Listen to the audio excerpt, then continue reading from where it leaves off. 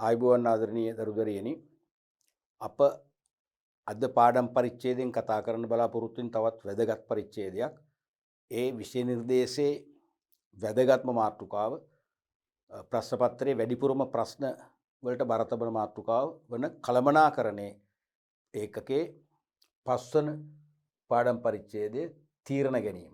තීරණ ගැනීමට විධිමත් ක්‍රමයක් අනුගමනය කිරීම කියන එක. කොහොමද මේ අදහස් කරන්නේ? කළමනාකරුවන්ගේ තීරණ ගැනීමේ ක්‍රියාවලිය. අපි බලමු මුලින්ම සෑම කළමනාකරුවෙකුම කරන්නේ කළමනාකරන තීරණ ගන්න එකනේ. දැන් කළමනාකරුව සාමාන්‍ය කළමනාකරන නොවන සේවකයෙක්සේ කායිකව ශ්‍රමය වැය කරන අඩුයිනේ. මානසිකව ශ්‍රමය වැය කරන මොනවාද තීරණ ගන්න. කළමනාකරුවන්ගේ ප්‍රධානම භූමිකාව තමයි තීරණ ගැනීම. කළමනාකරුවන්ගේ ප්‍රධානම භූමිකාව තමයි තීරණ ගැනීම. මතකනේ අපි කලින් පරිච්ඡේදවත් කතා කරා හෙන්රි මින්ස්බර්ග්ට අනුව කළමනාකරුවන්ගේ තීරණමය භූමිකා තුනක් මතකනේ. එකක් තොරතුරුමය භූමිකා, අනික තීරණමය භූමිකා, අනික අන්තර්පුද්ගල භූමිකා කියලා. ඒතර තීරණමය භූමිකාව කළමනාකරුව ප්‍රධානම භූමිකාව. සෑම කළමනාකරුවෙකුටම සිදු වෙන්නේ ව්‍යාපාර මෙහෙයුම් ක්‍රියාවලිය සැලසුම් කරලා ඒක ආරම්භ කරලා පවත්වාගෙන ගිහිල්ලා නිම කිරීම දක්වා විවිධ ගැටලු සම්බන්ධයෙන් උත්තර දෙන්න තමයි වෙන්නේ. විවිධ ගැටලු මතුවෙනවා. ඒ ගැටලු වලට විසඳුම් වශයෙන් තීරණ ගන්න වෙනවා. තේරෙනවද? දැන් ගැටලු මතු නොවේ නම් කළමනාකරුවන්ගේ භූමිකාව සරලයි. එහෙනම් කළමනාකරුවන්ට තීරණයක් දෙන්න දෙයක් නැහැ. ගැටලු නිසා තමයි ගැටලුවට විසඳුමක් දෙන්න තමයි තීරණ ගන්න වෙලා තියෙන්නේ. තේරෙනවද? ඒ නිසා සෑම මට්ටමකම කියන්නේ අග්‍ර කළමනාකරුවාගේ සිට පහළම මට්ටමේ කළමනාකරුවා දක්වා නැත්තම් පළමු පෙළ කළමනාකරුවා දක්වාම ඒගොල්ලන්ට විවිධ ගැටලු හමුවේ තීරණ ගන්න වෙනවා. මොකද කළමනාකරුවන් යටතේ සෑම මට්ටමකම කළමනාකරුවෙක් යටතේ කිසියම් සහකරුවන් පිරිසක් ඉන්නවා. සෑම කළමනාකරුවෙකුගේම පාලනයට හා අධීක්ෂණයට බඳුන් වන සේවක පිරිසක් ඉන්නවා. ඒ කළමනාකරුවාගේ අධීක්ෂණයට හා පාලනයට බඳුන් වන සේවකයන් අපි නම් කරනවා සහකරුවන් කියලා. සහකරුවන් සබෝඩිනේට්ස් ඉංග්‍රීසියෙන්. ඒ සහකරුවන්ට පවා කෙතරම් පුහුණුවක් දුන්නත්, කෙතරම් මඟ පෙන්වීම කරත්, තේරෙනවද? කෙතරම් අභිප්‍රේරණය කරත්, ඔවුන් සමග නිරන්තරයෙන්ම තොරතුරු sannivedanaya කරගත්තත් ඒගොල්ලන්ට අනිවාර්යයෙන්ම ගැටලු මතුවෙනවා. ඒ මතුවන ගැටලුත් බොහෝ ප්‍රමාණයක් අරගෙන ඉන්නේ කවුරු ළඟටද? කළමනාකරුවෝ ළඟට. එතනදිත් විසඳුම් දෙන්න වෙනවා, තීරණ ගන්න වෙනවා. ඒ නිසා කළමනාකරුවෝ කියන්නේ නිරන්තරයෙන්ම ගැටලු සහ තීරණ අතර දෝලණය වන ජීවමාන චරිතයක්.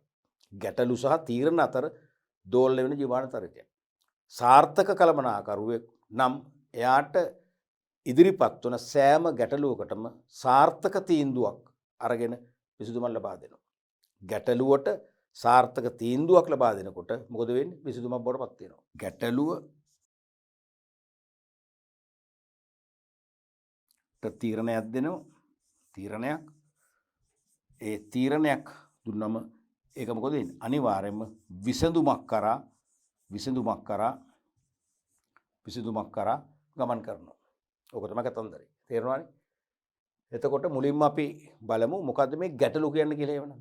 ගැටලු ප්‍රොබ්ලම් කියන එක ගැටලුවක් කියන්නේ මොකද්ද? ප්‍රොබ්ලම් මෙතෙක් විභාගයට දැන් මේවම අලුතෙන්ම විෂය නිර්දේශයේ 2019 දී ඇතුළු කරපුවානේ. එයින් පස්සේ තාම ඇහුවේ නැහැ ගැටලුවක් කියන්නේ මොකද්ද කියලා. තීරණය ගැන ඇහුවා. ඉස්සරහට අහනවා. අනිවාර්යයෙන්ම 2022 වෙන්න පුළුවන් 23 වෙන්න පුළුවන්. ගැටලුවක් කියන්නේ a problem arises when an actual state of affairs differs from a desired state of affairs. පැහැදිලිද? A problem arises when an actual state of affairs differs from a desired state of affairs. ඒ කියන්නේ අපේක්ෂිත කටයුතු සහ සත්‍ය කටයුතු අතර වෙනසක් ඇති වුණොත් ඒක තමයි ගැටලුවක් කියන්නේ. දැන් සෑම කළමනාකරුවෙක්ම යම් යම් සිදුවීම් වලදී මෙහෙයුම් ක්‍රියාවලිය පවත්වාගෙන යාමේදී යම් යම් අවස්ථාවල මෙහෙයුම් ක්‍රියාවලිය ගමන් කරද්දී එහි යම් යම් අවස්ථාවලදී අපේක්ෂා කරන දේවල් තියෙනවානේ. අපේක්ෂා කරන කටයුතු ළඟා කරගන්න අපේක්ෂා කරන කටයුතු තියෙනවා. ඒ ළඟා කරගන්න අපේක්ෂා කරන කටයුතු සහ සත්‍ය කටයුතු අතර වෙනසක් ඇති වුණොත් ඒක තමයි ගැටලුව කියන්නේ. වෙනසක් නැත්නම් ගැටලුවක් නැහැ නේ. අපි හිතමු මෙහෙයුම් ක්‍රියාවලිය ආරම්භයේදීම රුපියල් මිලියන 500ක විකුණුම් ආදායමක් අපේක්ෂා කරා. හරියටම මිලියන 500ක විකුණුම් ආදායම ලැබුණා. කිසි ප්‍රශ්නයක් නැහැ. එහෙනම් එතන විසඳුමක් දෙන්න දෙයක් නැහැ. ගැටලුවක් නැහැ නේ. තීරණයක් දෙන්න දෙයක් නැහැ. තේරුණාද? ඒ අපේක්ෂිත දේම ආවොත් අපේක්ෂා කළ බුදුම ආවොත් මෙතන ගැටලුවක් ඇති වෙන්නේ නැහැ. මේ ගැටලුව කියන එක අපිට වෙනස් 0. එහෙමනම් මෙතන තීරණයත් 0. එහෙනම් විසඳුමකුත් නැහැ. නමුත් ගැටලුවක් මතුවුනොත් මෙතනට ගැටලුවක් ආවොත් අන්න එතනදී තීරණයක් දෙන්න වෙනවා. අන්න එතනදී තීරණයකට යන්න වෙනවා. ඒ තීරණය තුලින් විසඳුමක් කරා යන්න වෙනවා. ඒකයි වෙන්නේ. එහෙමනම් ගැටලුව කියන්නේ අපේක්ෂිත කටයුතු හා සත්‍ය කටයුතු අතර මතුවන වෙනස් වීමක් තමයි නැත්නම් ඇති වෙන වෙනසක් තමයි ගැටලුවක් කියන්නේ. පැහැදිලිනේ? එහෙනම් අපේක්ෂිත කටයුතු හා සත්‍ය කටයුතු අතර ඇතිවන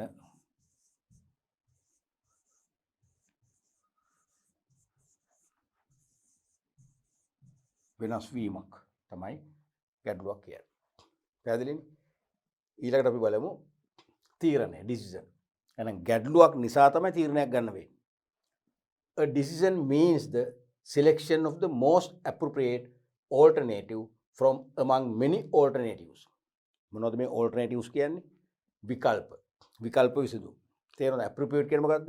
වඩා හොඳම සාර්ථකම කියන එක නේ. A decision means the selection of the most appropriate alternative. ඒ කියන්නේ තීරණයක් කියන්නේ වඩාත් හොඳම විකල්ප විසඳුම. තේරෙනවද? ගන්නවා from among many alternatives. එහෙනම් විකල්ප විසඳුම් ගණනාවක් තියෙනවා. විකල්ප විසඳුම් ගණනාවක් අතුරින් වඩා සාර්ථකම විකල්පය තීරණය කිරීම තමයි තීරණයක් ගන්නවා කියලා කියන්නේ. වඩාත් හොඳම විකල්පය. විකල්ප විසඳුම් සමූහයක් අතුරින් වඩාත් හොඳම සාර්ථකම විකල්පය හඳුනා ගැනීම තමයි තීරණය කියන්නේ. තේරුණාද? right. එතකොට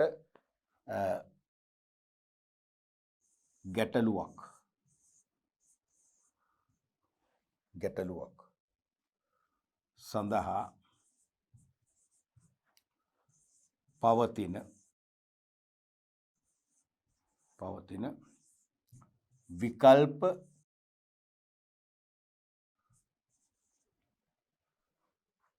විසඳුම් අතුරෙන්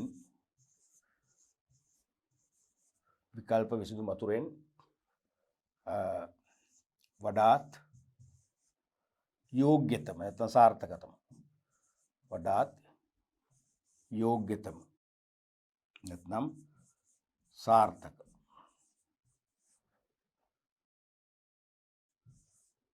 විකල්ප විසඳුම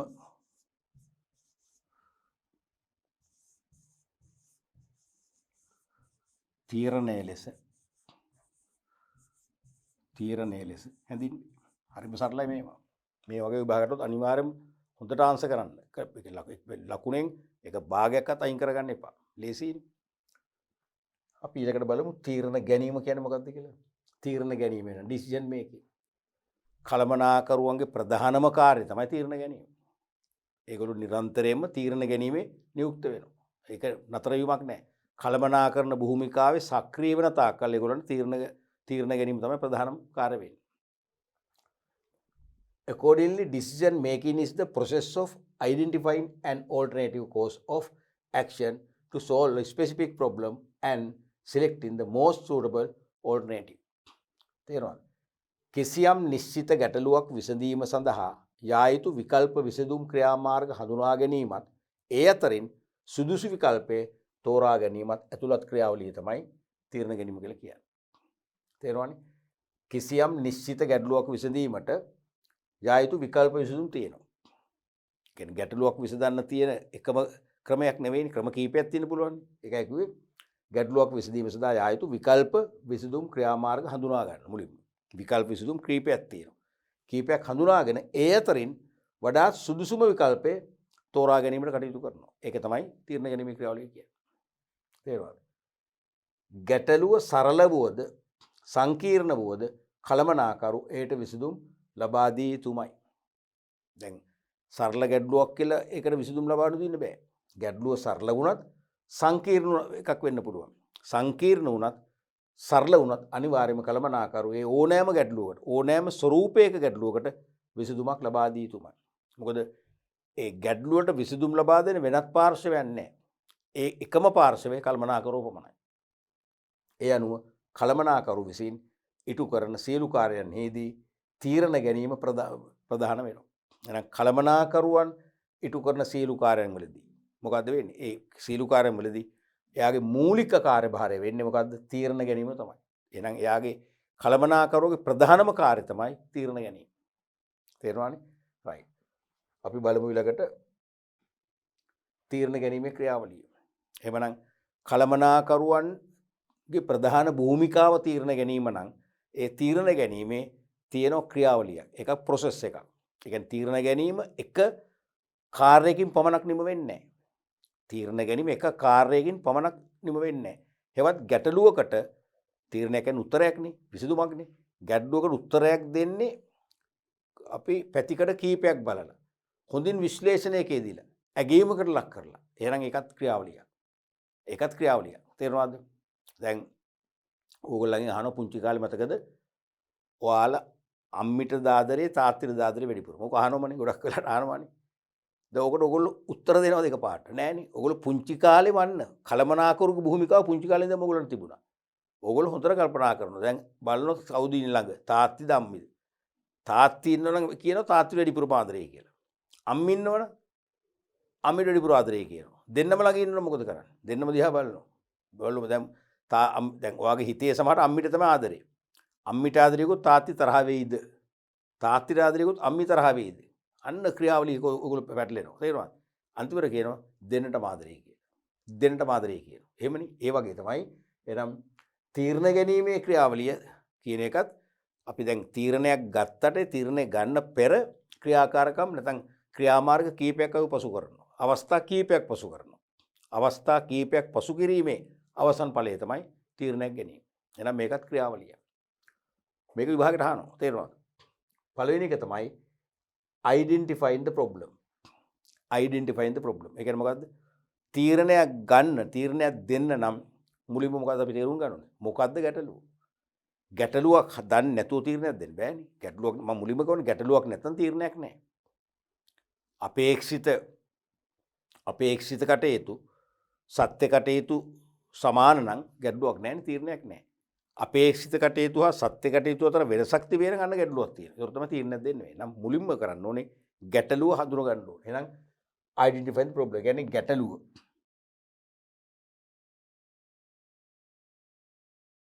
ගැටලුව හඳුනා ගැනීම. ගැටලුව හඳුනා ගැනීම. ඕක තමයි පළවෙනි තීරණ ගැනීමේ ක්‍රියාවලිය පළවෙනි පියවර. පළවෙනි පිම්ම තමයි ගැටලුව හඳුනගන්නේ. තේරුණාද? ඒ තේරුම ගැටලුව නිසියාකාරව ඒ වගේම නිශ්චිතව හා නිවැරදිව හඳුනා ගැනීමයි. ගැටලුවට වඩාත්ම නිවැරදි විසඳුම ලබා දීමට මෙම පියවර නිවැරදිව සම්පූර්ණ කළ යුතුයි. තේරෙනවද? මේක සරල නෑ. ගැටලුව හඳුනා ගැනීමේදී අපි ගැටලුව නිසියාකාරව නැත්නම් නිශ්චිතව ඒ වගේම නිවැරදි ලෙස හඳුනා ගන්නවා. ගැටලුව අපි වැරදි ආකාරයෙන් හඳුනාගත්තොත් දෙන තීරණයත් මොකද වෙන්නේ? විසඳුමත් මොකද වෙන්නේ? වැරදි වෙනවා. තේරුණාද? නිවැරදි විසඳුමක් ලැබෙන්නේ නැහැ. ගැටලුව අපි එහෙනම් නිශ්චිතව නිවැරදිව නිසියාකාරව හඳුනා ගන්නවා. එහෙම හඳුනාගත්තොත් අපට පුළුවන් ගැටලුවට ස්ථිර විසඳුමක් ලැබෙන ආකාරයේ තීරණයක් ගන්න. එහෙනම් පළවෙනි පියවර ඒකයි. පැහැදිලි ලේසිනේ ඒක? right. දෙවෙනි එකත් බලමුකෝ. දෙවෙනි එක තමයි analyzing the problem. අපි ගැටලුව හඳුනාගත්තා නම් නිවැරදිව එහෙනම් දෙවනුව අපි ගැටලුව විශ්ලේෂණය කරන්න ඕනේ. ගැටලුව විශ්ලේෂණය කිරීම.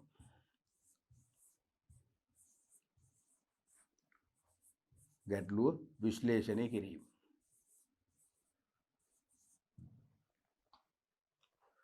මුලින්ම ගැටලුව හඳුනගත්ත දෙවනුව ගැටලුව විශ්ලේෂණය කරනවා. මොකද්ද මේ කියන්නේ? ගැටලුව ගැඹුරින් අධ්‍යයනය කරමින් ගැටලුව විශ්ලේෂණය කර ගැනීමයි. ගැටලුව ගැඹුරින් අධ්‍යයනය කරමින්. ඒ කියන්නේ ගැටලුවදී අපි ගැඹුරින් බලන්න ඕනේ. මේ ප්‍රශ්නේ ඇති වුණේ ඇයි? මේ ප්‍රශ්නේ මතුවෙන්නේ තව මීට පෙර ප්‍රශ්න ඇති වෙලා තියෙනවද? නැත්නම් මේ ප්‍රශ්නේ নিরপেক্ষව ඇති වෙන ගැටලුවක්ද? සාපේක්ෂව ඇති වෙන ගැටලුවක්ද? තේරෙනවද? මේ ගැටලුව අඛණ්ඩව ඇති වෙන එකක්ද? මේක අලුත්ම ගැටලුවක්ද? මේක කාටත් පොදු ගැටලුවක්ද? ආදි වශයෙන් අපි ගැඹුරින් අධ්‍යයනය කරනවා. අධ්‍යයනය කරලා අපි ගැටලුවේ ස්වરૂපය විනිවිද භාවයෙන් යුතු දකින්න ඕනේ. ගැටලුව විනිවිද භාවයෙන් යුතු දකින්න ඕනේ. දැන් සමහර රටවල මේ දවස්වල යුද්ධ තියෙනවා. එක් රටක් අනිත් රට ආක්‍රමණය කරන්න හදනවලුනේ. දැන් අපි එතනදී බලන්න ඕනේ ඇයි මේ ආක්‍රමණය කරන්න හදන්නේ? ආක්‍රමණය කරන්න තරම් හේතු තියෙනවද? දැන් කෙනෙක් යම් කිසි කෙනෙකුට නිකම්ම ප්‍රහාරයක් එල්ල කරන්නේ නැහැ නේ. බොහෝලට ප්‍රහාරයක් එල්ල කරන්නේ ප්‍රහාරය එල්ල කරන පුද්ගලයාට මොනවා හරි අසාධාරණයක් වෙලා තියෙන්න පුළුවන්. අන්නේ අසාධාරණ මුලින් දකින්න ඕනේ. ඒ අසාධාරණයට විසඳුමක් දුන්නොත් ප්‍රශ්න විසඳෙනවා. ඒ නිසා මෙතන බලන්නේ මේක වෙන විදිහින් කියනවා නම් ගැටලුව විනිවිද භාවයෙන්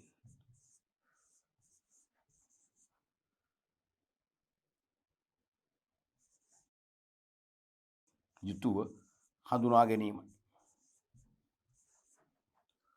හඳුනා ගැනීමයි. හරිනේ. තුන්වන පියවර තමයි developing the alternative solutions. ඒ කියන්නේ මොකද්ද? ඒ කියන්නේ විකල්ප විසඳුම් සංවර්ධනය කිරීම. විකල්ප විසඳුම් සංවර්ධනය කිරීම. විකල්ප විසඳුම් සංවර්ධනය කිරීම. මුලින්ම ගැටලුව හඳුනාගත්තා. දෙවනුව ගැටලුව විශ්ලේෂණය කරා. ගැඹුරින් අධ්‍යයනය කරලා ගැටලුවේ විනිවිද භාවයෙන් යුතු දකින්න. කියන්නේ ගැටලුව යථාර්ථවාදීව. ගැටලුව ඇතුනේ කවදා කොතැනක කොයි ආකාරයෙන්ද? ඒ ගැටලුව ඇති වෙන බලපෑපු බාහිර සාධක මොනවද? ආදි වශයෙන් පුළුල් ලෙස විග්‍රහ කිරීමක් තමයි දෙවෙනි එකකින් කිව්වේ. එහෙම විග්‍රහ කරගත්තන් පස්සේ තුන්වනුව බලනවා ඒක විසඳීමට විකල්ප විසඳුම් මොනවද කියලා හොයාගන්න. මොකද යම් ගැටලුවක් විසඳන්න තියෙන ක්‍රම එකම එක ක්‍රමයක් නෙවෙයි. ක්‍රම ගණනාවක් තියෙනවා. අන්නේ විකල්ප විසඳුම් ක්‍රම අපි ගොඩනගා ගන්නවා. සංවර්ධනය කර ගන්නවා. තේරෙනවද? එහෙමනම් මේක තව ටික විස්තර කරොත් ඔයම ගැටලුව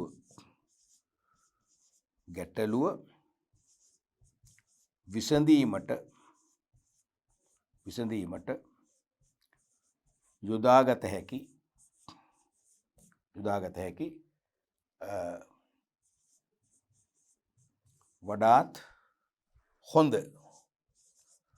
වඩාත් හොඳ විකල්ප විසඳුම්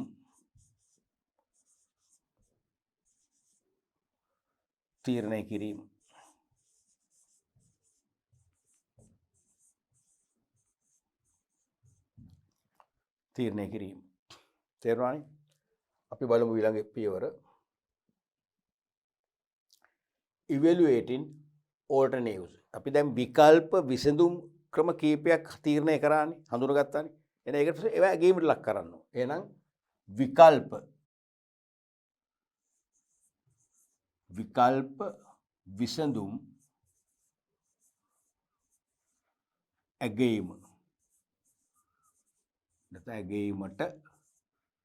ඇගීමට ලක් කිරීම.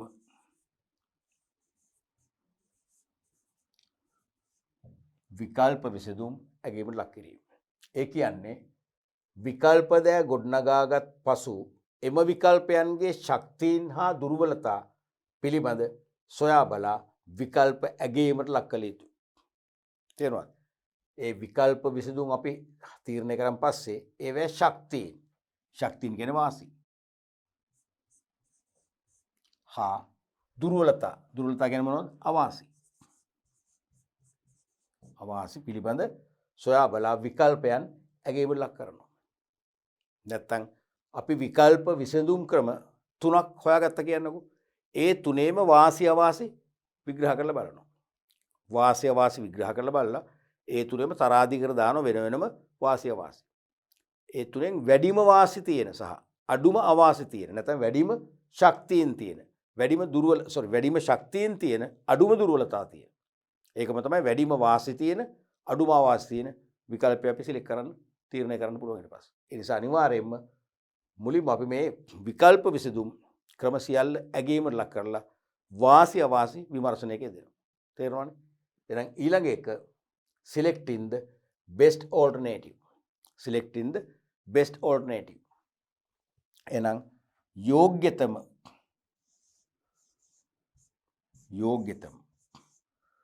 යෝග්‍යතම විකල්ප විසඳුම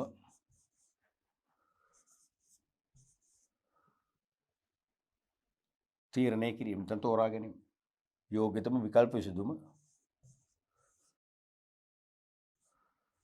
තීරණය කරයි.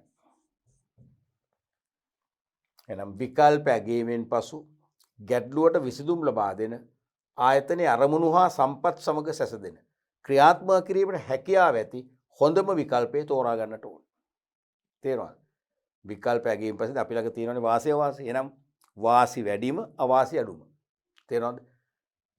මේ ඇතිවන විසඳුම තමයි ගැටලුවට උත්තර ලැබෙන විසඳුම. ඒක නිකන් නෙවෙයි ආයතනයේ අරමුණු හා සම්පත් සමග සැසඳන්න ඕන. ආයතනයේ අරමුණු වලට ගැලපෙන්න ඕන. ආයතනයේ තියෙන සම්පත් වලට ගැලපෙන්න ඕන. ඒ කියන්නේ ඒ ගැටලුවට විසඳුම තියෙන සම්පත් භාවිතා කරලා ක්‍රියාත්මක කරන්න පුළුවන් වෙන්න ඕන. ඒ ගැටලුවේ විසඳුම ක්‍රියාත්මක කරන්න අපිට බාහිරින් විශාල පිරිවැයක් දාලා සම්පත් ගන්න නම් තේරුමක් නැහැ. තේරුණා? ආයතනයේ එකක් අරමුණු නැත්නම් ආයතන ඉලක්ක වලට මැච් වෙන්නත් ඕනේ. පවතින සම්පත් භාවිතා කරලා ඒ විසඳුම සක්‍රිය කරන්න පුළුවන්කම තියෙන්නත් ඕනේ. ඒ වගේම ක්‍රියාත්මක කිරීමට හැකියාවක් ඇති වෙන්නත් ඕනේ. සමහර උත්තර තියෙනවා ක්‍රියාත්මක කරන්න බෑනේ. ක්‍රියාත්මක කරන්න බෑ. දැන් සමහර රටවල තෙල් අර්බුද වෙනකොට ඉතින් මිනිස්සු යෝජනා කරනවා ඔය තෙල් තියෙන රට විශේෂයෙන්ම මැද පෙරදිග තෙල් තියෙන රටක යට ඉඳන් අපි පොළොව යටින් බටයක් ගෙනාවා නම් අපේ රටට අපිට තෙල් ගත හැකියි කියලා. ඉතින් හොඳ එහෙම ගන්න පුළුවන්. නමුත් ඒක ක්‍රියාත්මක කරන්න පුළුවන්ද? ක්‍රියාත්මක කරන්න බෑ. එහෙනම් ක්‍රියාත්මක කළ හැකි මේ විකල්ප විසඳුමකුත් වෙන්න ඕනේ. ක්‍රියාත්මක කළ හැකි විකල්ප විසඳුමකුත් විය යුතුයි. පැහැදිලිද? right. අපි ඊළඟට බලමු 6 වෙනි එක preparing the plan for implementing the best alternative.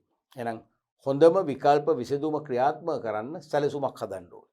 තේරුණාද? එහෙනම් ඊළඟ පියවර තමයි ඒ කියන්නේ දැන් අපි විකල්ප විසඳුම අපි ආවට කියලා ක්‍රියාත්මක කරන්නේ බොහොම සැලසුම් සහගතව. තේරුණා? බොහොම සැලසුම් ඒ කියන්නේ පරිසරය අධ්‍යයනය කරලා තේරුණාද?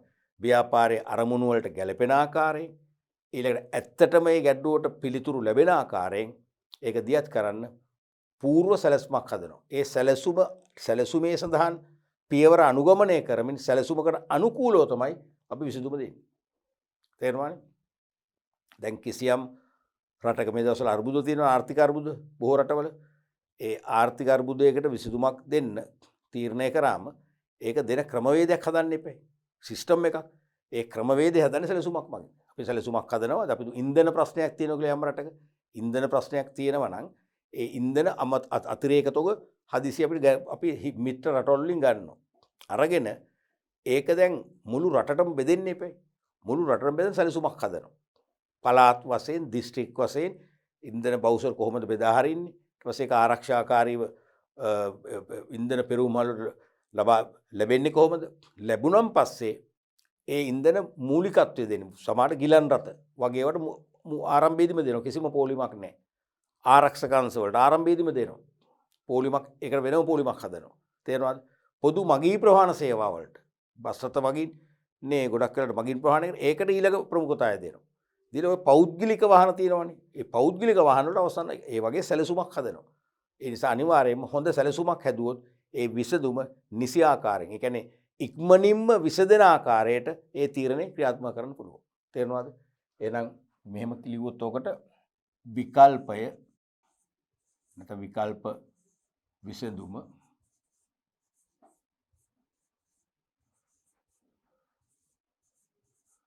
නිවැරදිව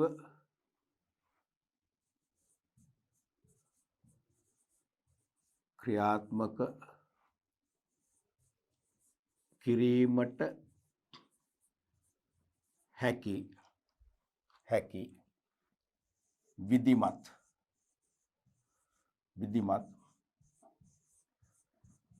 සැලැස්මක් පිළියෙල කිරීම. පැහැදිලිනේ? එහෙනම් ඊළඟ පියවර තමයි ඒ සැලැස්මට අනුකූලව මොකද කරන්නේ? ගැටලුව ක්‍රියාත්මක නැත්නම් ඒ සැලැස්ම ක්‍රියාවට නගනවා. ඒ අපි දැන් විසඳුම් විකල්ප විසඳුමනේ දැන් ක්‍රියාත්මක කරන්න මේ සැලසුම හැදුවේ. එහෙනම් ඒ සැලසුම ක්‍රියාත්මක කරනවා. සැලසුම ක්‍රියාවට නගනකොට නිකම්ම මොකද වෙන්නේ? ප්‍රශ්නෙට උත්තරේ ලැබෙනවා. එහෙනම් ඊළඟ පියවර තමයි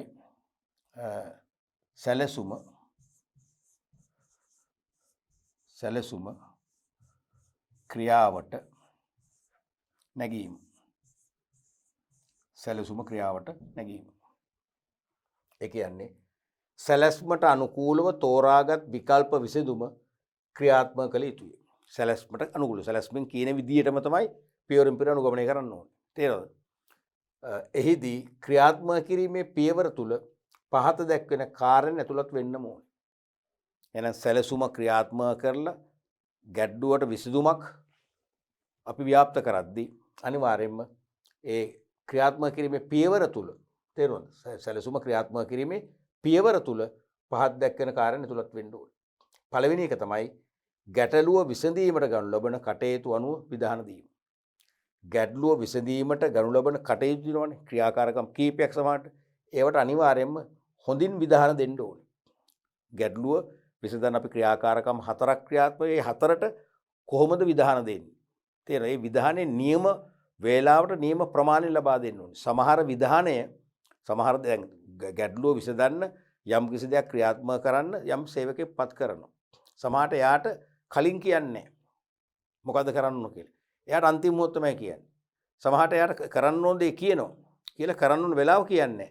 වෙලාව කියන අපි ඔයාට වෙලාවට දැනුම් දෙනවා දීලා විනාඩි 5ක් තුල මේ ක්‍රියාත්මක කරන්න ඕන. එතකොට තමයි ඒක සාර්ථක වෙන්නේ. එහෙනම් ගැටලුව විසඳීමට ගන්න ලබන කටයුතු අනුව විධාන දීම. අනිත් එක තමයි ක්‍රියාත්මක කිරීමට අවශ්‍ය සම්පත් ලබා ගැනීම. දැන් සම්පත් තියෙන්නේ සමහර ඒවට අපිට සම්පත් පාවිච්චි කරන්න වෙනවා. සම්පත් යොදා ගන්න වෙනවා. තේරුණාද? එහෙනම් ඒ ගැටලුව විසඳන්න අවශ්‍ය සම්පත් අපි රැස් කරගන්න. සමහර මුදල් සම්පත් වෙන්න පුළුවන්, ද්‍රව්‍යමය සම්පත් වෙන්න පුළුවන්, තාක්ෂණීය සම්බන්ධ සම්පත් වෙන්න පුළුවන්, ඉන්ධන සම්පත් වෙන්න පුළුවන්. ඒ සම්පත් අපි ඒක රැස් කරගන්න. තුන්වෙනි එක තමයි විවිධ පුද්ගලයන් හා කාර්යයන් අතර සම්පත් බෙදා හැරීම. ඒ රැස් කරගත්ත සම්පත් විවිධ පුද්ගලයන් හා කාර්යයන් අතර නැත්නම් පුද්ගලයන්ට යම් පැවරුණු වගකීම් කාර්ය නිෂ්ඨ කරන්න පුළුවන් වන මට්ටමට සාධාරණ විදිහට සම්පත් බෙදා දෙන්නත් ඕනේ. අවසන් එක තමයි අයවැය ලේඛනය පිළිල කිරීම. අනිවාර්යයෙන්ම අයවැය ලේඛනයකුත් පිළිල කරනවා හොඳයි. මොකද අයවැය ලේඛනයේදී අපිට පුළුවන් මේ ගැටලුව විසඳීමේදී කොච්චර අපට ආදායම් අවස්ථා තියෙනවද? කොච්චර අපට වියදම් අවස්ථා තියෙනවද? තේරෙනවද? එහෙනම් ඒ අපිට ලබාගත හැකි සපයාගත හැකි ආදායම් මාර්ග වලින් වියදම් කරලා මේ ගැටලුවට උත්තර දෙන්න පුළුවන්ද? ඒ නිසා අයවැය ලේඛනෙකුත් හදාගත්තොත් අපිට අයවැය ලේඛනෙත් හොඳ පුරෝකථනයක් එනවා. ඒකත් හොඳ පදනමක් එනවා. තේරෙනවද? අපිට ඒ අනුව පුළුවන් සාර්ථකව ඒ ගැටලුවට උත්තර හොයන්න. පැහැදිලිනේ? රයිට්. අපි ඊළඟට බලමු 8 වෙනි එක. අවසන් එක 8 වෙනි එක. evaluate and feedback. ඇගීම හා පසුපෝෂණය. ඇගීම හා පසුපෝෂණය. ඇගීම හා පසුපෝෂණය නැත්නම් ප්‍රතිපෝෂණය කොත් හරියා. පසුපෝෂණය එහෙම නැත්නම් ප්‍රතිපෝෂණය.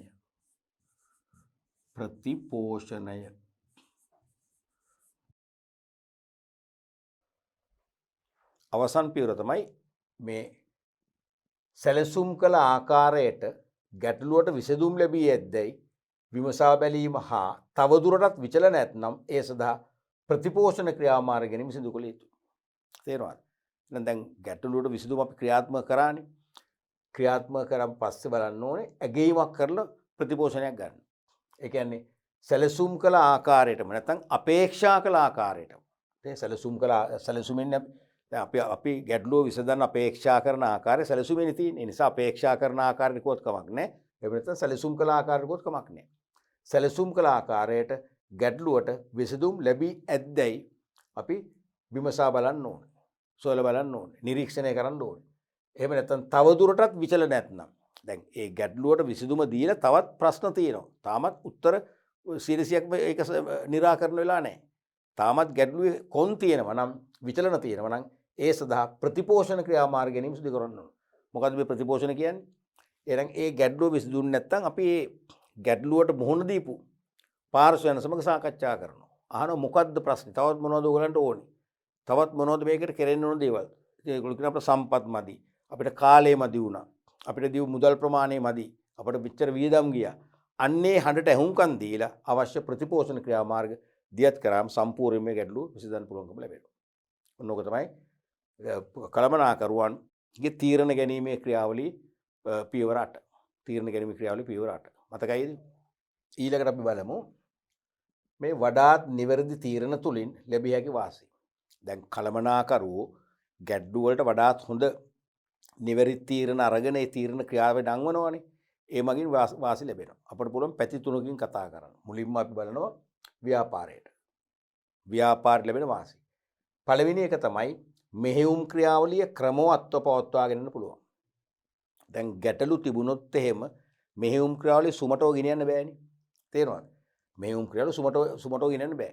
මොකද ගැටලු තියෙනවා කියන්නේ ගැටුම් තියෙනවා. සේවක අතර නොඑකඟතා තියෙනවා. තේරෙනවද? සමහර සේවකෝ වැඩ කරන්න කැමති නැහැ. සමහර අය වැඩ කඩාකප්පල් කිරීම කරනවා. ඒ නිසා ගැටලු වලට නිවැරදි තීරණ දීලා විසඳුමක් දුන්නොත් එනම් මෙහෙයුම් ක්‍රියාවලිය ක්‍රමවත්ව නැත්නම් සුමටව පවත්වාගෙන යාම හැකියාව ලැබෙනවා. ප්‍රධානම වාසිය. දෙවෙනි එක තමයි වැරදි අවම වීමෙන් සම්පත් නාස්ති අඩු වෙනවා. දැන් ගැටලුවට විසඳුමක් දුන්නේ නැත්නම් ගැටලුව තිබියදීම මෙහෙයුම් කටයුතු අකණ්ඩව පවත්වාගෙන ගියොත් මොකද වෙන්නේ? අනිවාර්යයෙන්ම සම්පත් නාස්ති වැඩි වෙනවා. වියදම් වැඩි වෙනවා. විශාල අලාභයක් වෙනවා. අන්න ඒ තත්ත්වය අඩු කරගන්න පුළුවන්කම ලැබෙනවා. දැන් අපි හිතමු යන්ත්‍රයක දෝෂයක් තියෙනවා කියලා. ඒක දැන් කීප සැරයක් හැදුවා ලුත් වැඩියා කර හරි ගියේ නැහැ.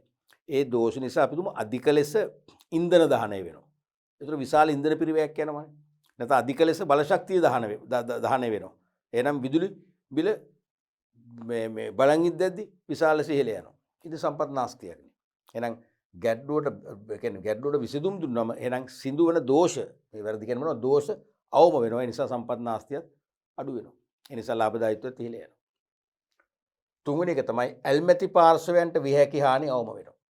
දැන් කිසියම් ව්‍යාපාරයක නොවිසඳුණු ගැටලු තියෙනවා කියන්නේ ව්‍යාපාරයේ කෙරේ ඇල්මක් දක්වන පාර්ශවයන්ටත් මොකද වෙන්නේ? අසාධාරණයක් වෙනවා, හානියක් වෙනවා.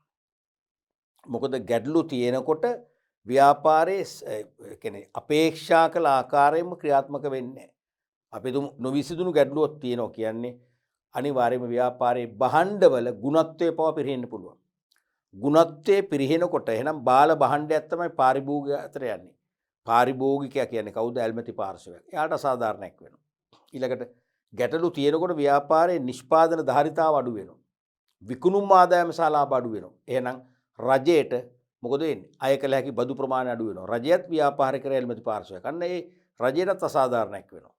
ඊළඟට ගැටලු තියෙනකොට ද්‍රවශීලතා ප්‍රශ්න ඕනතරම් මතුවෙනවා. ණය හිමියන්ට ගෙවීම් පමා වෙනවා. එහෙනම් ණය හිමියන් කලකිරීමටපත් වෙනවා. ණය හිමියන් කියන්නේ කවුද? ඇල්මැති පාර්ශවයක්. එහෙනම් එයාටත් අසාධාරණයක් වෙනවා. එයාටත් හානියක් වෙනවා. ඊළඟට ගැටලු තියෙනකොට ලාභ අඩු වෙනවා. එක්ක ලාභ අහිමි වෙනවා. ලාභ අහිමි වෙනවා කියන්නේ ව්‍යාපාරයේ හිමිකරුවන්ට ආයෝජකයන්ට සාධාරණ ප්‍රතිලාභයක් ලබා ගැනීම අයිතියක් නැත්නම් උපේක්ෂාවක් තියෙනවා. ඒ අපේක්ෂාව මොකද වෙන්නේ? භංග වෙලා යනවා. එහෙනම් අයිතිකරුවන් කියන ඇල්මැති පාර්ශවයන්ට මොකද වෙන්නේ? හානියක් වෙනවා. වගේ විවිධ පාර්ශවයන්ට මේකෙන් හානිදායක වෙනවා. අනික ගැටලු තියෙනකොට සේවකයන්ට සේවකයන්ට විශේෂම සේවකයන්ට රැකියා අහිමිවීමේ අවදානම්. ඔන්න තව වැදගත්ම එකක්. රැකියා අහිමිවීමේ අවදානම වැඩි වෙනවා. ඒ ගැටලු තියෙනවා.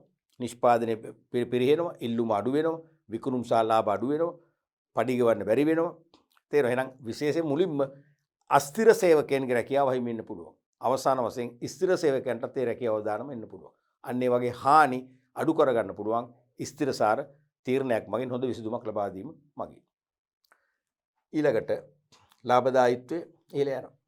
තේරෙනවද? ගැටලු අඩු වෙනවා කියන්නේ නිෂ්පාදනය යහතින් ක්‍රියාත්මක වෙනවා, අවශ්‍ය ධාරිතාව හැදෙනවා, ගුණාත්මක තත්ත්වය ඉහළ යනවා. එhmenan හොඳ ඉල්ලුමක් ඇති වෙනවා, හොඳ විකුණුම් ආදායමක් ඇති වෙනවා. එහි ප්‍රතිඵලය මොකද වෙන්නේ? ලාභේ ඉහළ යනවා. ඊළඟට වැරදි නිවැරදි කිරීමට ගතවන කාලය හා පරිශ්‍රමය අවම වෙනවා. දැන් ගැටලුවට උත්තර දුන්නම සිදුවන වැරදි අඩු වෙනවනේ, දෝෂ අඩු වෙනවා. වැරදි සිදු වුණොත් මොකද වෙන්නේ? ඒ වරද නිවැරදි කරන්න කාලයක් මහන්සියක් ගත කරන්න වෙනවා. වැඩි කාලයක් මහන්සියක් දරන්න වෙනවා. දැන් ගැටලුවට ස්ථිර විසඳුමක් ලබා දීම තුළින් අනිවාර්යයෙන්ම ඒ කාලය මහන්සිය අඩු කරගන්න පුළුවන්කම ලැබෙනවා. පැහැදිලිනේ? ඊළඟට සේවකයින් හා කළමනාකරන අතර ගැටුම් අවම වෙනවා. දැන් නොවිසඳුණු ගැටලු තියෙනවා කියන්නේ අවිවාදයෙන්ම සේවකයින්ට යම් යම් අපහසුතා ඇති වෙනවා. ඒගොල්ලන්ගේ වෙහෙස වැඩි වෙනවා. ඒගොල්ලන්ට අනතුරු මගින් විය හැකි හානි අවදානම ඉහළ යනවා. ඒ සදා ඒගොල්ලෝ ඉල්ලීම් කරනවා. කළමනාකරන අපේක්ෂිත ඉල්ලීම් දෙන්න අපොහසත් වෙනවා. අන්තර ඒගොල්ලෝ අකුරට වැඩ කරනවා. නැත්තම් කළුපඩි බැඳගෙන මේ මන්දගාමීලේ සේවය දෙනවා. ඉතින් මොකද සේවක කළමනාකරන අතර අනිවාර්යෙන් ගැටුම්. අපි ඔකට පස්සේ කතා කරනවා කාර්මික ආරවුල් කියලා. කාර්මික ආරවුල් තියෙන්න බෑ. කාර්මික ආරවුල් තියෙනවා කියන්නේ අනිවාර්යයෙන්ම ව්‍යාපාරයේ මෙහෙයුම් ක්‍රියාවලිය මන්දගාමී වෙනවා. භාණ්ඩවල ගුණත්වය අඩු වෙනවා. තේරුණාද? ඒ නිසා ව්‍යාපාරයේ භාණ්ඩ කරේ තියෙන වෙළඳපොළ විශ්වාසය අඩු වෙලා යනවා. ඒ නිසා ඉල්ලුම අඩු වෙනවා. විකුණුම් ආදායමට ප්‍රශ්න එකිනෙකට වැලක් වගේ ඇති වෙනෝනේ. ඒ නිසා අනිවාර්යයෙන්ම සේවකයින් කළමනාකරන අතර ගැටුම් වෙනවා කියන්නේ ඇත්තටම කාර්මික ආරවුල් අඩු වෙලා ව්‍යාපාරය තුල කාර්මික සාමය උදා වෙනවා. එහෙනම් ව්‍යාපාරය තුල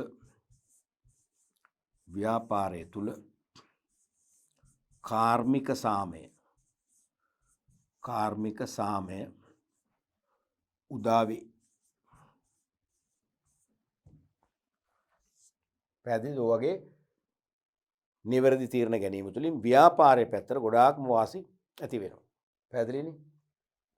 ඊළඟට අපි බලමු කළමනාකරුවන්ට සාර්ථකව ගැටලු වලට විසඳුමක් දීම තුළින්, විසඳුමක් ක්‍රියාවේ යෙදවීම තුළින් ඒ ගැටලුව निराකරණය වීම ඔස්සේ කළමනාකරුවන්ටත් වාසි කීපයක් තියෙනවා. එකක් තමයි කළමනාකරුවන්ගේ අගය වැඩි වෙනවා.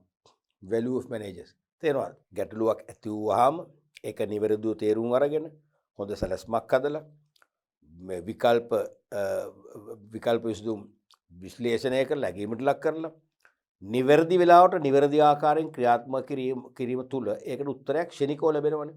ලැබුණම කළමනාකරුවන් කෙරේ හොඳ විශ්වාසයක්, පිළිගැනීමක්, ගෞරවයක් ඇති වෙනවා. ඒවත් කළමනාකරුවන්ගේ අගය වැඩි වෙනවා. දැන් ව්‍යාපාරයක සමාගමක අයිතිකරුවන් වෙනුවෙන් කළමනාකරුවපත් කරලා තියෙන්නේ. කොටස් හිමියන් හෙවත් අයිතිකරුවන් වෙනුවෙන් කළමනාකරුවන්නේ ව්‍යාපාරය රන් කරන්නේ, පවත්වාගෙන යන්නේ.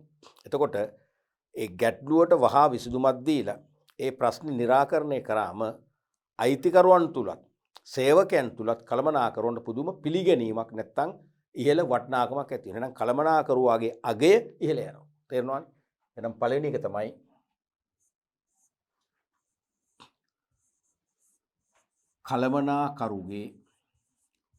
කළමනාකරුගේ අගය, වටිනාකම අගය ඉහළ යයි. ඊළඟට කළමනාකරු ගැටලුවකට විසඳුමක් දීම තුළ තේරුණාද?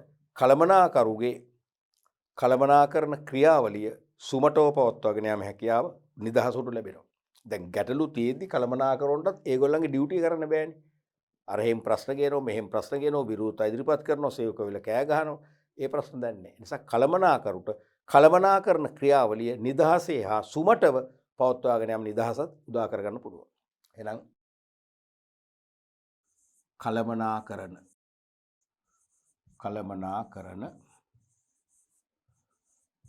ක්‍රියාවලිය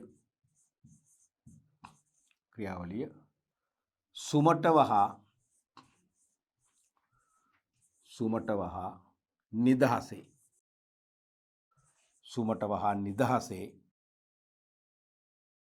පවත්වාගෙන හැක. සුමටව හා නිදහසේ පවත්වාගෙන හැක.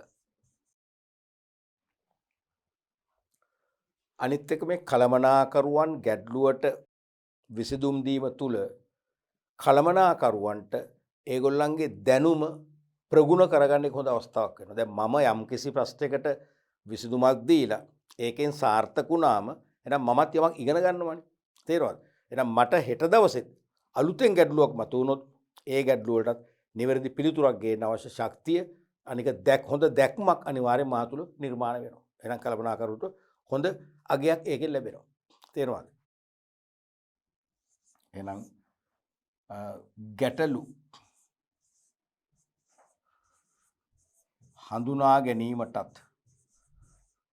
හඳුනා ගැනීමටත් ඒවාට විසඳුම් ලබා දීමටත්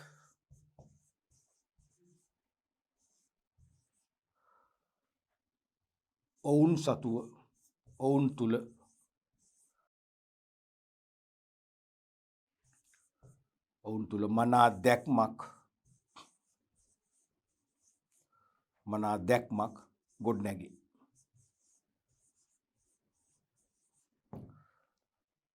දැක්මක් ගොඩනැගේ. ඊළඟට දැන් කළමනාකරුවෝ ගැටලුවලට උත්තර දෙනකොට ඒක ව්‍යාපාරයේ හාම්පුතුන්ටත් ඍජුවම බලපානවා. ඍජුවම වාසියක්නේ. ඒ නිසා හාම්පුතුන්ගෙන් අනිවාර්යයෙන්ම පැසසුම් ලැබෙනවා. විතරක් නෙවෙයි ඒගොල්ලන්ගේ රැකියාවේ සංවර්ධන අවස්ථා පහසුම උදා වෙනවා. ඇයි? ගැටලුවට උත්තර දෙනවා මෙයා දක්ෂ කළමනාකරුවෝ. එයාට අනිවාර්යයෙන්ම පඩි වැඩි කරනවා, දීමනා ලබා දෙනවා, නිල රථයක් අලුතෙන් ලබා දෙනවා. තේරෙනවද? ඒ වගේම උසස් වීම ලබා දෙනවා. ඒ වගේ රැකියාවේ සංවර්ධන අවස්ථා පහසුවෙන් මේගොල්ලෝ උදා කරගන්නවා. එහෙනම් අපි අවසන් කොටසෙන් කියමු උසස් වීම ඒ වගේම නිල රථ ඒ වගේම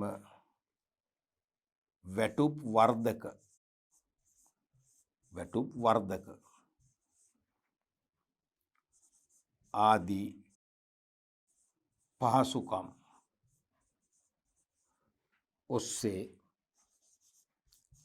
පහසුකම් ඔස්සේ රැකියාවේ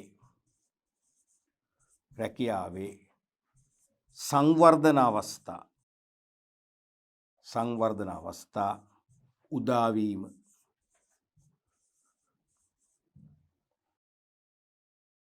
ඔන්න වගේ මූලික වාසි කීපයක් කළමනාකරුවන්ටත් ලැබෙනවා. අපි ඊළඟට බලමු ගනුදෙනුකරුවන්ට. කළමනාකරුවෝ ගැටලු හඳුනගෙන ඉක්මනින් නිවැරදි විසඳුම් තීරණ ලබා දෙනකොට ඒකෙන් ගනුදෙනුකරුවන් වන අපිටත් වාසි ලැබෙනවා. මොකද්ද? තත්ත්වයෙන් උසස් භාණ්ඩ පරිභෝජනය කිරීමේ අවස්ථාව ලැබෙනවා අපිට. මොකද ගැටලු තිබුණොත් එහෙම භාණ්ඩ නිෂ්පාදනය කරයි ඒවැ ක්වොලිටි එක අඩු වෙයි නේ. සෞඛ්‍යමය තත්ත්වය තරම් විශ්වාසදායක ආකාරයෙන් නිම වෙන එකක් නැහැ. ඒ නිසා පරිභෝජනය කිරීමේ ගැටලු මතුවෙනවා. දැන් මේ ප්‍රශ්නේ නැහැ. එහෙනම් පළවෙනි වාසිය තමයි තත්ත්වයෙන් උසස්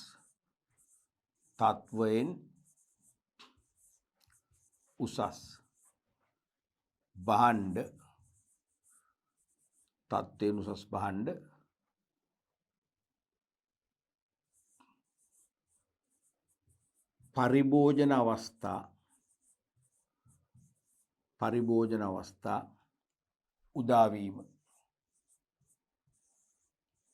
පරිභෝජන අවස්ථා උදාවීම.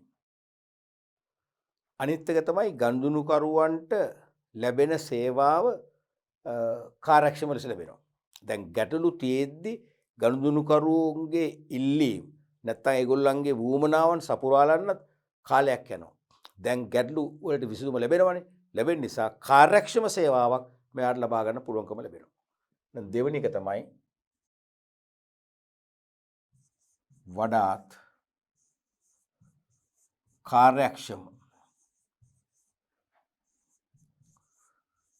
සේවයක් ලබාගත හැකි වීම.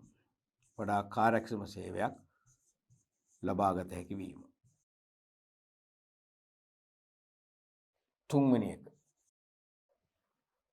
දැන් ගැටලු වලට විසඳුම් ලැබෙනකොට ගනුදෙනුකරුවන්ට පුළුවන්කම ලැබෙනවා ව්‍යාපාරය සමග විශ්වාසයෙන් කටයුතු කරන්න. දැන් ගනුදෙනුකරුවන් වන අපි ව්‍යාපාරය සමග අවිශ්වාසයෙන් ක්‍රියා කළොත් අපිට ඒ කියන්නේ තත්ත්වයෙන් බාල භාණ්ඩයක් දෙයිද? මේ ප්‍රශ්නකාරී ව්‍යාපාරය තුල අපිට ලබා දෙන භාණ්ඩ ගුණත්වය මේගොල්ලෝ බාල කරයිද? තේරෙනවද? ද්‍රව්‍ය කලවම් කළ බාල කරයිද? නැත්නම් අපට ඉල්ලන භාණ්ඩ ඉල්ලන ප්‍රමාණයෙන් ලබා නොදී ඉඳීවිද? සාධාරණ මිල පමණක් අය කරයිද? නැත්නම් කළු කඩ වලට විකුණයිද? සැකසංකානේ. සැකසංකා කියන්නේ සැකසංකා එක්ක ගනුදෙනු කරනවා කියන්නේ තෘප්තියක් නැහැ. නමුත් දැන් පුළුවන්කම ලැබෙනවා මොකද විශ්වාසයෙන් ගනුදෙනු කරන්න. එහෙනම් තුන්වෙනි එක තමයි ව්‍යාපාරය සමග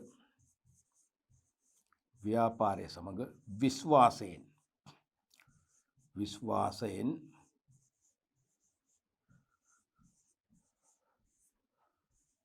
කටයුතු කළ හැකි වීම. විශ්වාසයෙන් කටයුතු කළ හැකි වීම. පැහැදිලිනේ? එවනම් තත්ත්වයෙන් උසස් භාණ්ඩ පරිභෝජනය කරන අවස්ථාව ලැබෙනවා. වඩාත් කාර්යක්ෂම සේවයක් ලැබෙනවා. ව්‍යාපාරය සමග විශ්වාසයෙන් ක්‍රියාත්මක වෙන්න පුළුවන්. මේ හැම දෙයකින්ම වෙන්නේ මොකද්ද? Taman වැය කරන මුදලට සරිලන ඉහළම තෘප්තියක් ලබා ගන්න පුළුවන්.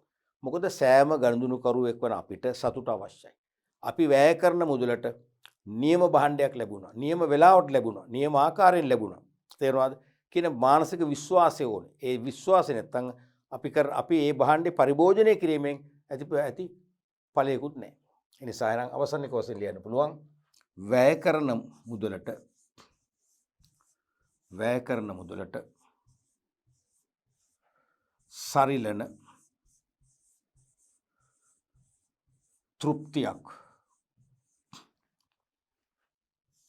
තෘප්තියක් ලබාගත හැකි වීම.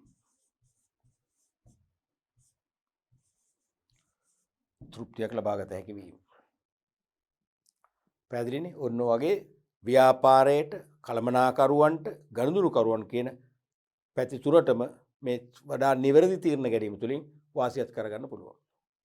හොඳයි දරුවනේ. එතකොට අපි අද පාඩම් පරිච්ඡේදනු කළේ කළමනාකරණය කියන ඒකකේ කළමනාකරුවන් කියන තනතුරේ ඉන්න කළමනාකරුවන්ගේ ප්‍රධාන භූමිකාවක් වන තීරණ ගැනීමේ ක්‍රියාවලිය කියන්නේ මොකක්ද කියලා අපි හොඳ අවබෝධයක් ලබා ගත්තා. අපි කිව්වා තීරණ ගැනීමේදී වෙන්න ඕනේ ගැටලු හඳුනගෙන ගැටලු වලට 100%ක්ම විසඳුම් ලබා දෙන්න පුළුවන් තීරණ ගැනීම. එහෙනම් අපි කිව්වා ගැටලුවක් කියන්නේ මොකක්ද කියලා අපි හඳුනගත්තා. මොකක්ද ගැටලුවක් කියන්නේ? ගැටලුවක් කියන්නේ අපේක්ෂා කළ කටයුතු සහ සත්‍ය කටයුතු අතර වෙනසක් ඇති වුණොත් ඒක තමයි ගැටලුවක් කියන්නේ. අපේක්ෂා කළ කටයුතු අපේක්ෂා කළ ආකාරයෙන් ඉෂ්ට වුණොත් ගැටලුවක් නැහැ. අපේක්ෂා කළ කටයුතු අපේක්ෂා කළ ආකාරයෙන් නොවේ නම් ඉෂ්ට වෙන්නේ එතන ගැටලුවක් තියෙනවා. අන්නේ ගැටලුව විසඳීමට කිසියම් විසඳුමක් තහවුරු කරනවා නම් ඒ ගැටලුව විසඳීමට කිසියම් විසඳුමක් තීරණය කරනවා නම් ඒක තමයි තීරණය කියන්නේ. නැත්තම් කිසියම් ගැටලුවක් විසඳීමට පවතින විකල්ප විසඳුම් ක්‍රම අතුරෙන් වඩාත් යෝග්‍යතම විසඳුම හඳුනා ගැනීම තමයි තීරණ ගැනීම කියන්නේ. තේරුණානේ? අන්නේ තීරණ ගැනීම කළමනාකරුවන්ගේ ප්‍රධානම කාර්යයක් කියලා කිව්වා. ගැටලුව සරල වුණත් සංකීර්ණ වුණත් විවිධ වුණත් කරන්න දෙයක් නැහැ. සෑම කළමනාකරුවෙක් මේ ගැටලුව වලට මුහුණ දීලා ඒ ගැටලු විසඳීමට තීරණ ගැනීම යාළගේ ප්‍රධාන භූමිකාවක් කියලා අපි කිව්වා. ඒකම ඒ ගැටලු निराකරණය කිරීමේදී තීරණ ගැනීමේදී තීරණ ගැනීමේ ක්‍රියාවලිය අපි නැත්නම් අපි කිව්වොත් තීරණ ගැනීම. නැත්නම් අපි කිව්වොත් තීරණ ගැනීම ක්‍රියාවලියක් කියලා. ඒක කාර්යයක් නෙවෙයි. ඒ කියන්නේ ක්‍රියාවලිය කියන්නේ කාර්යයන් සමූහයක එකතුවන්නේ. එහෙනම් තීරණ ගැනීම කාර්යයක් නෙවෙයි ඒක ක්‍රියාවලියක්. කාර්යය ක්‍රියාවලිය දෙකක් නේ. කාර්ය කියන්නේ එකයි. ඒකී. ක්‍රියාවලියක් කියන්නේ කාර්යයන් සමූහයක එකතුවක්. අපි කිව්වා තීරණ ගැනීමේ ක්‍රියාවලිය පළවෙනිම දේ තමයි ගැටලුව හඳුනා ගැනීම. ඒ කියන්නේ මතුවෙච්ච ගැටලුව මොන වගේ ස්වභාවයේ ගැටලුවක්ද? කොතනින්ද ඒක ආරම්භ වුනේ? ඒක ඇති වෙන්න මීට පෙර මොන හරි පසුබිම් සාධක බලපෑවද කියලා ගැටලුව නිවැරදිව අපි ගැඹුරින් අධ්‍යයනය කරලා හඳුන ගන්න ඕනේ. දෙවෙනි එක තමයි ගැටලුව විශ්ලේෂණය කර ගැනීම. ඒ කියන්නේ ගැටලුව අපි ගැඹුරින් අධ්‍යයනය කරලා ගැටලුව විනිවිද භාවයෙන් යුතුව දැකීම. ඒ කියන්නේ ගැටලුවේ තියෙන පැති දැන් යම් කෙනෙක් සමහර විට අපි හිතමු ආවේගයටපත් වෙන. ආවේගයටපත් වුණා අපි එයාට කියනවා කේන්තිකාරය කියලා. එතනින් ප්‍රශ්න විසඳෙන්නේ නැහනේ. එයා ආවේගකාරයෙක් වෙන්න සාධාරණ හේතු තියෙන්න පුළුවන්. ඒ වගේ ගැඹුරින් අධ්‍යයනය කරලා ගැටලුවේ ඇත්ත తත්වය ඇත්ත පසුබිම හොඳින් නිරාවරණය කර ගැනීම තමයි ඊළඟට වෙන්න ඕනේ.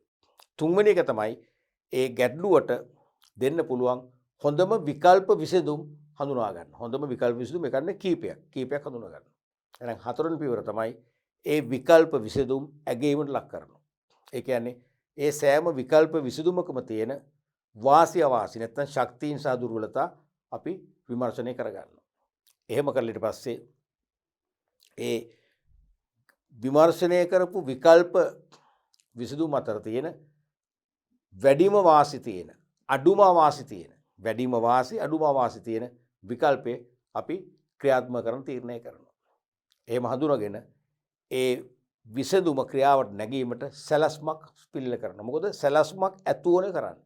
දැන් ওই ගැටලුව විසඳුම දෙනකොට සමහරට යම් නවීකරණයන් කරන්න වෙයි. අලුතෙන් යන්ත්‍රෝපකරණ සවි කරන්න වෙයි. යන්ත්‍රවල වෙනස්කම් කරන්න වෙයි. සමහරට සිංගල් ෆේස් එකලා විදුලිය තෙකලා විදුලිය බවට පරිවර්තනය කරන්න වෙයි. ප්‍රශ්න විසඳ ගන්න. තේරෙනවද? දැන් සමහර වෙලාවට අපේ ওই කර්මාන් ශාලාවල, ශබ්දාගාරවල, ස්ටුඩියෝ වල සමහරට තිබුණු සිංගල් ෆේස් එක හරියට උපකරණ ක්‍රියාත්මක කරන්න බෑ. ඒක හැමදාම ගැටලුවක්. වරින් වර ඇනහිටීම් ඇති වෙනවා. රෙකෝඩින් වල නවත්තන්න වෙනවා. නිෂ්පාදනකට නවත්තන්න වෙනවා. එහෙනම් තෙකලා විදුලිය අරගෙන අපි ඒක නවීකරණය කරොත් ඒ ප්‍රශ්න විසඳුමක් ලැබෙනවා. ඒ වගේ එහෙනම් ඒ විවිධ දේවල් සමහරට සේවකයන්ට පුහුණුවක් දෙන්න වෙයි. සේවකයන්ට තියෙන අන්‍ය අවබෝධය නිසා තමයි සමහර මේ ප්‍රශ්න උඩුදුවන්නේ. එහෙනම් සේවකයන්ට පුහුණු සැසි කීපයක් පවත්වන්නේ. ඒකට විශේෂඥයෝ බාහිරින් ගෙන්නන්න වෙයි. මොකද අපේ ආයතනය තුල ඉන්න ප්‍රධාන කළමනාකරුවන්ම ඒකට විසඳුම් කිව්වට ඒගොල්ලන්ගේ සේවකයන්ගේ චර්යාවන් වෙනස් කරගෙනකොට ඒගොල්ලෝ පිළිගන්නේ නැහැ. ඒ නිසා අපි බාහිර ස්වාධීන විශේෂඥයෝ ගෙන්න, උපදේශකරු ගෙන්නවා. ගෙන්නලා සේවකයන්ට වෙනම දේශන පවත්වනවා. වැඩමුළුවක් තියෙනවා. ඒතර සේවකයන්ගේ සමහර සේවකෝ පමණ ඉක්මවා ව්‍යාපාරෙන් බොහෝ දේ අපේක්ෂා කරනවා. දෙන්න පුළුවන් සීමාවක් තියෙනවනේ. ඒක අවබෝධ කරලා දෙනවා. දීලා අන්න සේවකෙක් පැත්තෙන් එනනම් ඒගොල්ලෝ පොඩ්ඩක් කූල් ඩවුන් කරනවා. ඒතර ඒ වගේ ක්‍රියාකාරකම් ගණනාවක්. මෙන්න මේ ක්‍රියාකාරකම් අනුපිළිවෙලකට අවස්ථානුකූලව හොඳම අවස්ථාව අනුව ක්‍රියාත්මක කරන්නේ කොහොමද කියලා සැලසුමක් හදනවා. අන්න ඊළඟ එක තමයි සැලසුම ක්‍රියාත්මක කරනවා. සැලසුම ක්‍රියාත්මක කරාට පස්සේ අවසන් වශයෙන් මොකද කරන්නේ?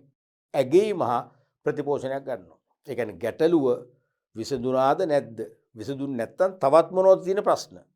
තවත් මොනවද නොවිසඳිච්ච ප්‍රශ්න කියලා හඳුනගෙන ඒව විසඳෙන්න ඕන ආකාරය පිළිබඳ ප්‍රතිපෝෂණයක් ගන්නවා. ඒ ප්‍රතිපෝෂණය අනුව අවශ්‍ය නිවැරදි කිරීමේ ක්‍රියාමාර්ග ගන්නවා. එතකොට තමයි සම්පූර්ණයෙන්ම ප්‍රොබ්ලම් සෝල්වින් කියන ප්‍රශ්න විසඳෙන්නේ.